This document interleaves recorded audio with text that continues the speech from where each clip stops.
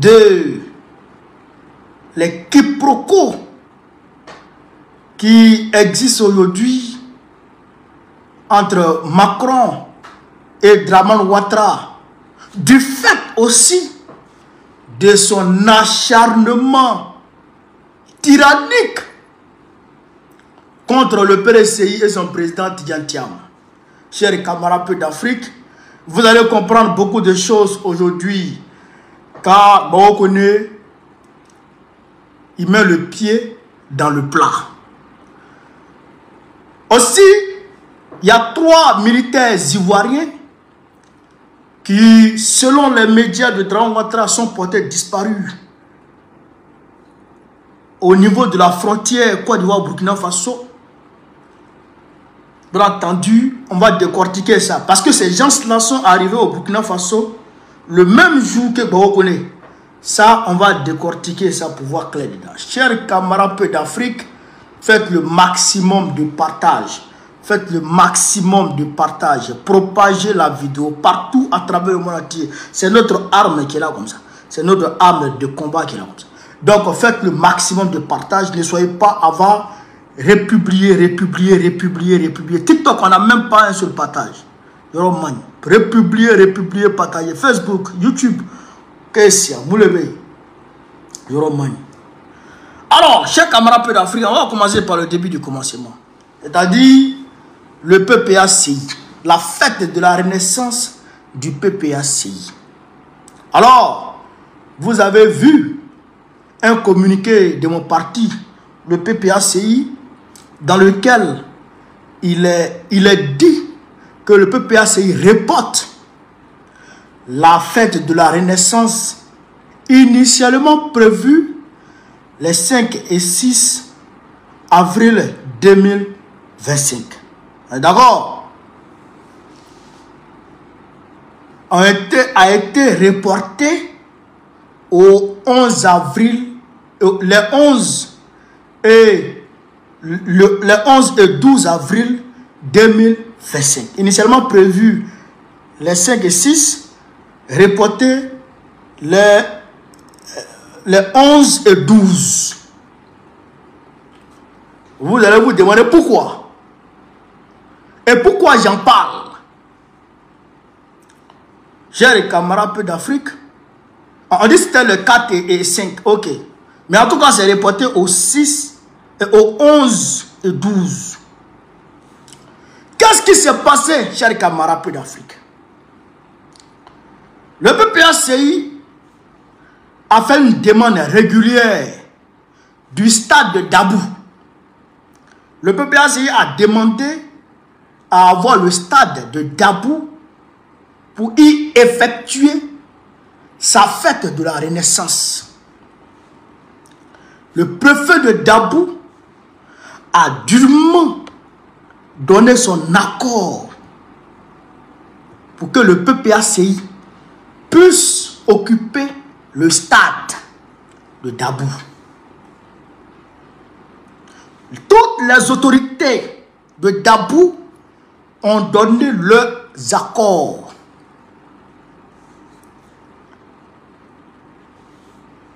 Malgré ça, malgré ces accords-là, le RDP est venu à Dabou pour dire que eux ils vont occuper le stade à la même date et à la même heure que le PPACI. C'est-à-dire les 4 et 5 là. Et ils vont occuper le stade à cette même date que nous là, on doit utiliser le stade. Est-ce que vous comprenez ça? Est-ce que vous comprenez ça? Donc, comme ils l'ont fait à Abidjan, quand on a demandé le parc des sports de Treichville pour aller faire notre meeting, le meeting du président Gbagbo, ils sont passés derrière pour demander à ce qu'on refuse de donner le parc des sports. Et c'est pourquoi on allait se coincer au terrain de Hongrie. Vous avez vu, non? C'est ce qui s'est passé, non?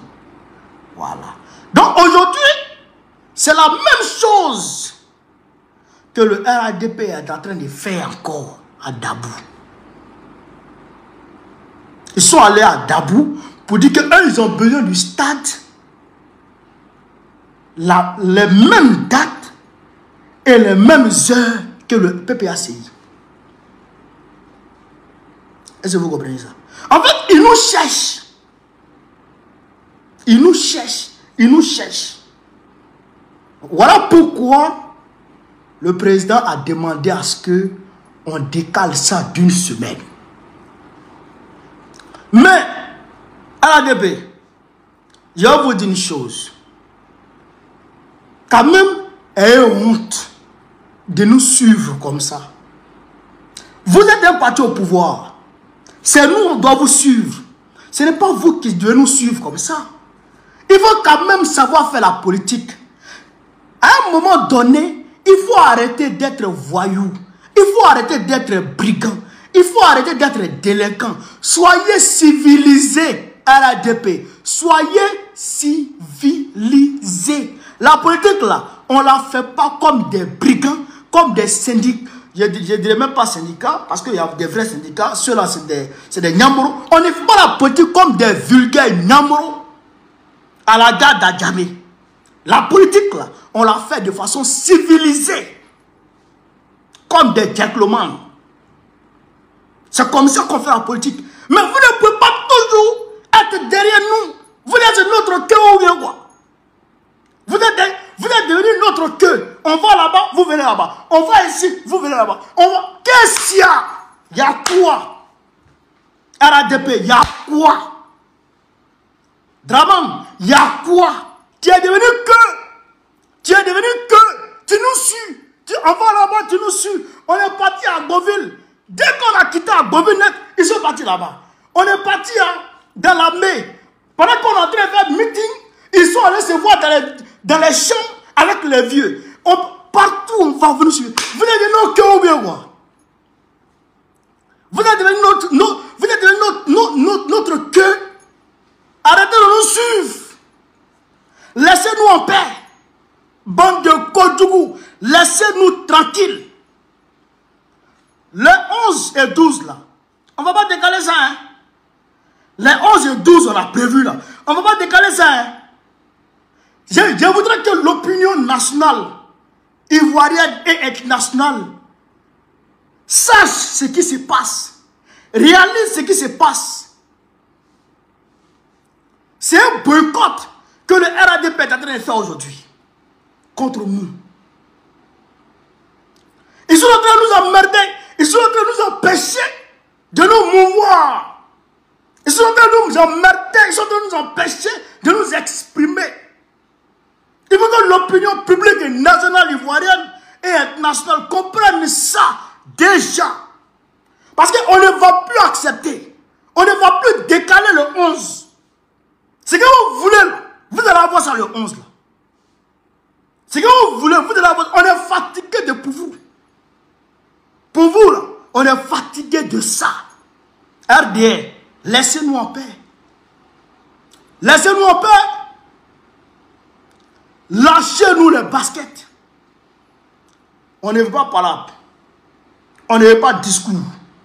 Laissez-nous en paix. Laissez-nous en paix. Sinon, c'est quand vous voulez. En tout cas, vous allez avoir ça. Parce que nous, là, notre fête, là, on va la faire. On va faire cette fête. Que vous ne voulez pas, que vous le voulez ou vous ne voulez pas, nous, cette fête, nous allons la faire bien.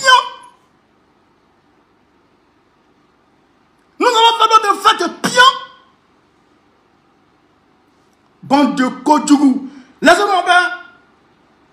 Laissez-nous en paix. Laissez-nous tranquilles. Est-ce que vous comprenez ça? Voilà. Chers camarades d'Afrique, on va continuer petit à petit. On va mettre le pied dans le plat. Là où, parce que je vois, excusez-moi, je vois les gens. Excusez-moi, j'arrive.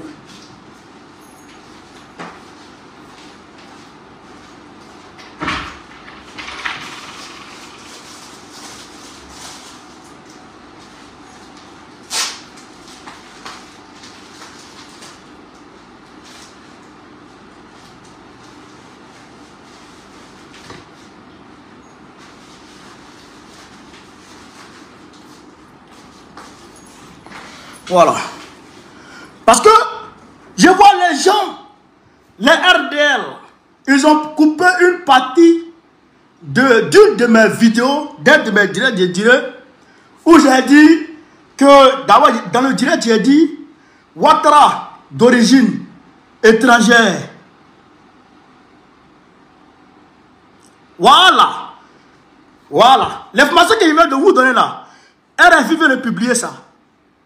L'information que je vais vous donner là, RFI vient de publier ça. Je le manie. Mais vous allez comprendre pourquoi j'ai parlé comme ça ce jour.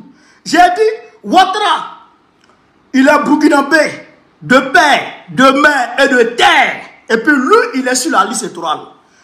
J'ai dit aussi que Thiam est burkinabé de père, de mère et de terre.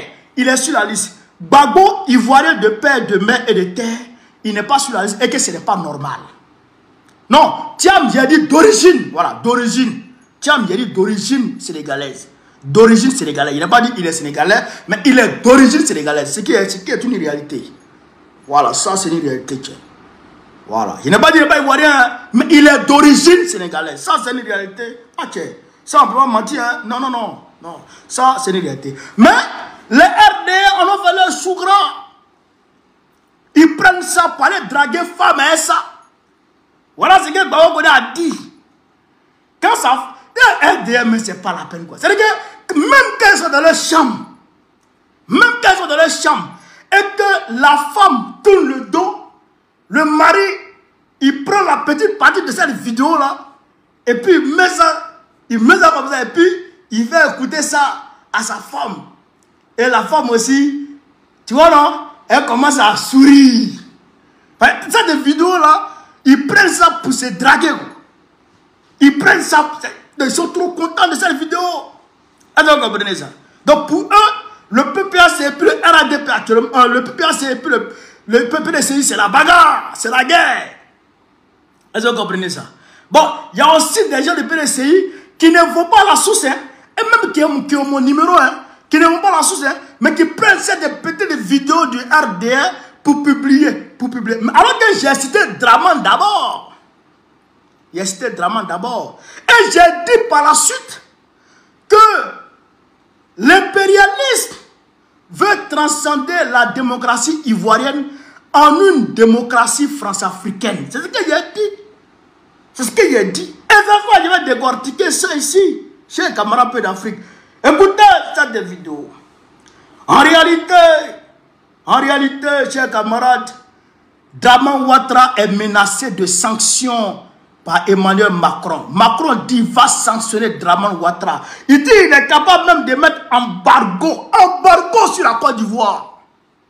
Macron dit, chers camarades d'Afrique, qu'il est prêt à mettre embargo sur la Côte d'Ivoire si Thiam n'est pas sur la liste électorale et si son nom, et si sa candidature n'est pas acceptée. Ça, c'est Macron qui dit ça. Noir sur blanc ici. C'est les médias français qui titrent ça.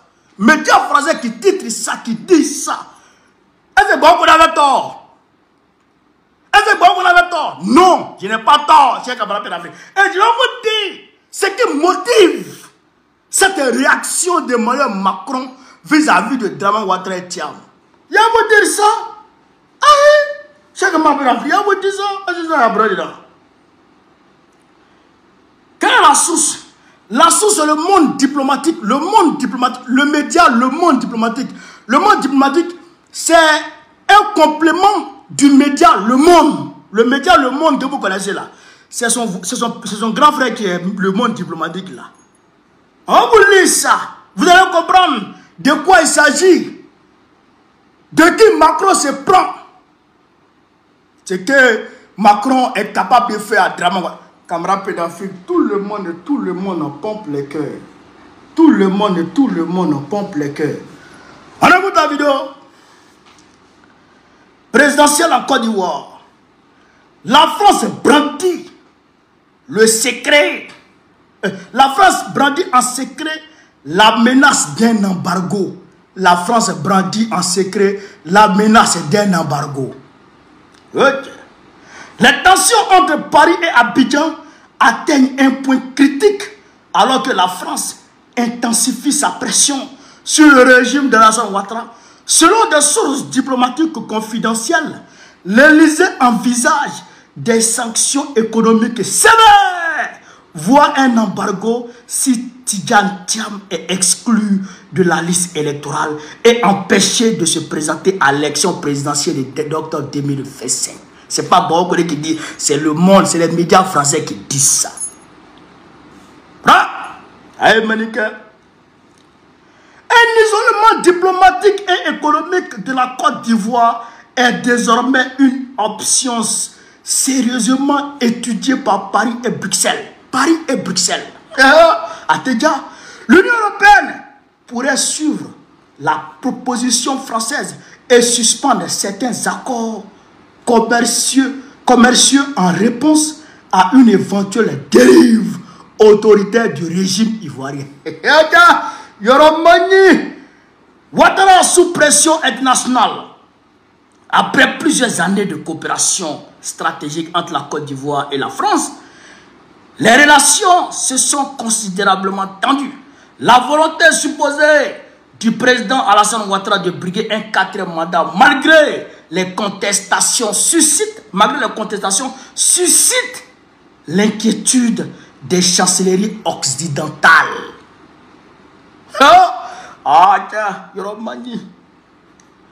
Un diplomate français proche du dossier confie. Si Tidjane Thiam est arbitrairement écarté, les conséquences seront immédiates. Suspension des aides, restrictions bancaires et sanctions économiques. Suspension des aides, restrictions bancaires et sanctions économiques immédiates sur Dramane Ouattara. Et si Alassane Ouattara force un 4e mandat, les Ivoiriens en paieront le prix fort avec une flambée des prix des denrées et un isolement du pays sur la scène internationale. Écoutez ici. Et si Alassane Ouattara force un 4e mandat, les Ivoiriens paieront le prix fort avec une flambée des prix des denrées et un isolement du pays sur la scène internationale. C'est pas bon qui dit, c'est un diplomate français qui confie ça. Et puis, je vais vous donner le nom du diplomate.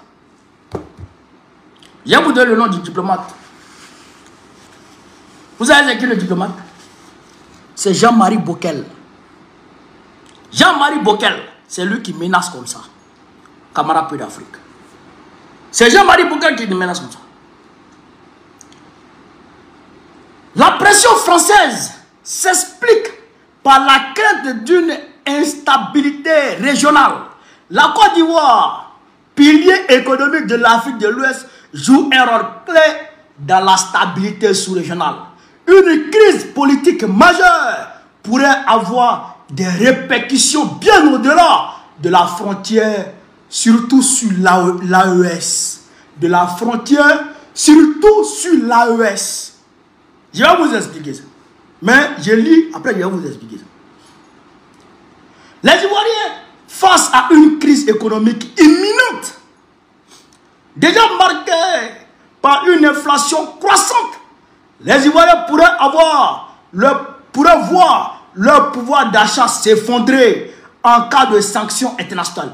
Une interruption des investissements étrangers et une restriction des exportations ivoiriennes, notamment du cacao et du pétrole, risquerait d'accélérer la crise.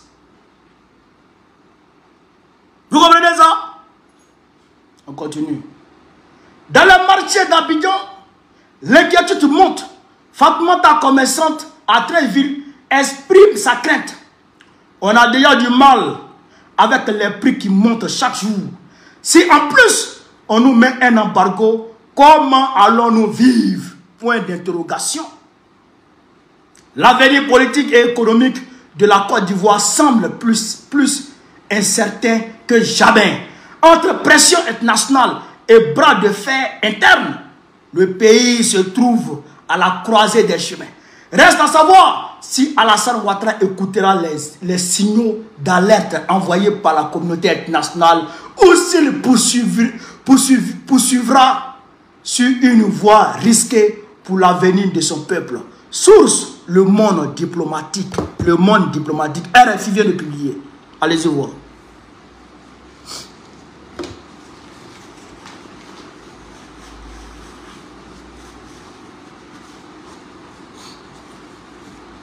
Camarades d'Afrique,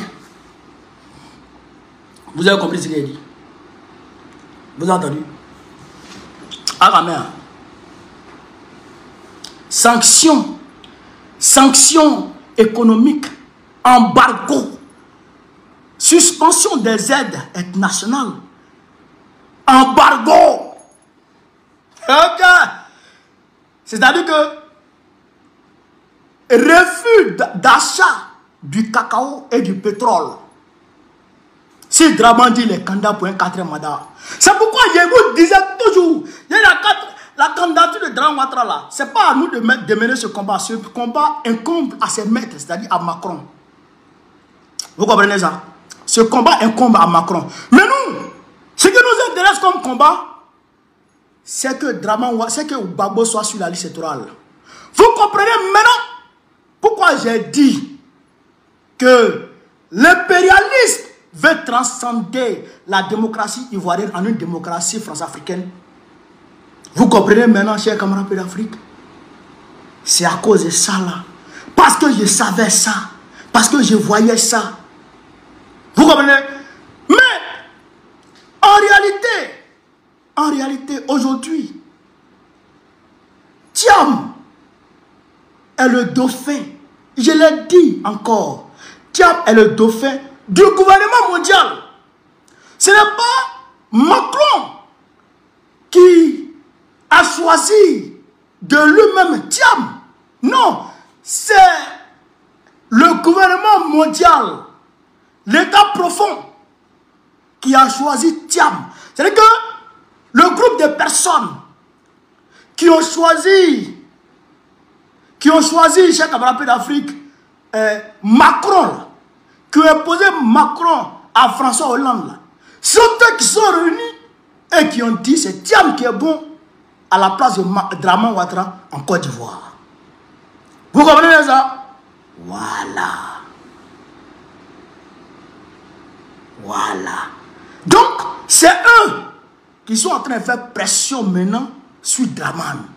Pour les des garçons, il faut dire que tu es candidat, tu vas voir. Pour lui dire, si tu es garçon, il faut éliminer Thiam de la liste électorale, tu vas voir. Parce que, si vous ne le savez pas, chers camarades d'Afrique, il y a un processus judiciaire qui est engagé contre Thiam pour qu'il soit suspendu de la tête du PDC-RDA. On va pouvoir écouter ça, chers camarades. On va écouter ça. On va écouter ça. Et partagez la vidéo, On va faire écouter ça. C'est quoi ça? Qu'est-ce qu'il est foutu là? On va faire écouter ça. Écoutez cette vidéo. On va faire écouter cette vidéo. La procédure judiciaire qui est enclenchée contre le Tidjane Thiam. Vous allez écouter, chers camarades d'Afrique. Écoutez ici. Allez partager. Alors ce matin, nous étions là. Voilà. Parce que Madame Valérie Yapo a signé le PDCI. Voilà. Elle avait déjà signé le PDCI pour demander l'annulation de la décision qui a été prise contre elle par le conseil de discipline. Nous sommes déjà passés à cette audience et c'est comme c'est une audience ici au tribunal, on dit c'est une audience du fond. Les procédures sont plus longues et ça a été renvoyé au 24 avril. Donc le 24 avril, on doit se retrouver toujours dans le cadre de sa demande d'annulation.